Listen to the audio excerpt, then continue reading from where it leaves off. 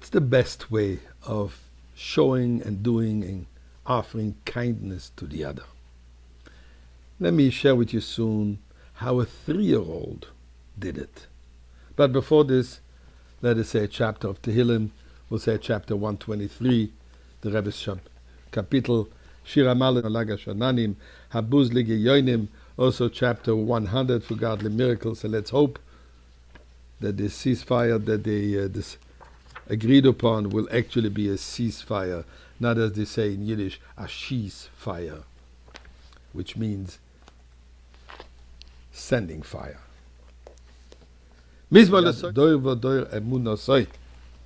Charity, all of us, please, I invite you, do so if you haven't done yet. If yes, a little bit more.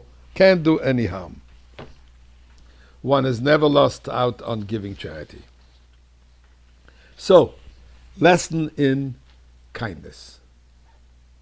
So we learned last week how Eliezer is going to find a bride for his master's son Yitzchak, and he has a whole plan. He's going to go to the well, and there he's going to see if and how he's going to find a young maiden, a young woman, who will act generously. So the pasuk says, he came, and there he saw a young lady. Actually, this young lady was 3 years old. And she's busy filling up her pitcher with water. So he runs over to her, the servant runs towards her, and he says, Hagmi'eni nomat mai mikadech. Would you please let me sip a little bit of water from your pitcher? Sure, drink, my master, sir. And she hastened quickly, and she lowered her pitcher from her shoulder into her hands, and gave him to drink. And then she says, once she'd finished giving him to drink, and then she said, Gamle malecha ashov. I will also draw water for your camels. Adim kilo lishto, still they have drunk to their fill. And she did that. Then the pasuk says, she went back and forth. She filled the pitcher for the camels, and then she says, when vakasha kilo agmalim lishtois, when the camels had drunk their fill, that's when he decided this must be the right person. And he gave her gold and silver jewelry, and the rest is history. Says the Ohr HaChaim HaKodesh, we see a number of points here, very relevant. She says, say Adoni. First you drink.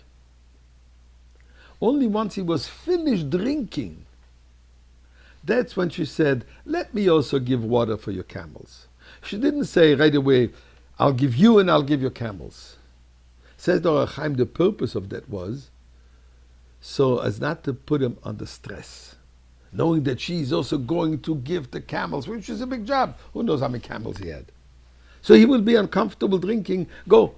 So first she gave him till he was satiated, and then she says, let me take care of your camels. In other words, when you offer something someone, make him really feel comfortable. Then it says an interesting thing. The pasuk says, "Vatoret kada al yoda vatashkehu." She took off the pitcher from her shoulder, put it into her hand, and she actually gave him to drink. Why couldn't she just give him the pitcher? She made it so comfortable for him. She gave him the water. But interesting, says the Ohr HaChaim HaKodesh, she took another point into consideration. In the desert, traveling, the man might be dehydrated. So he's going to start filling himself with a lot of water, which could be dangerous for him, not realizing what he's doing. So she gave him enough water to drink. She measured what would be sufficient, what would be appropriate for him. And that's why she didn't just give him the pitcher, she actually gave him to drink.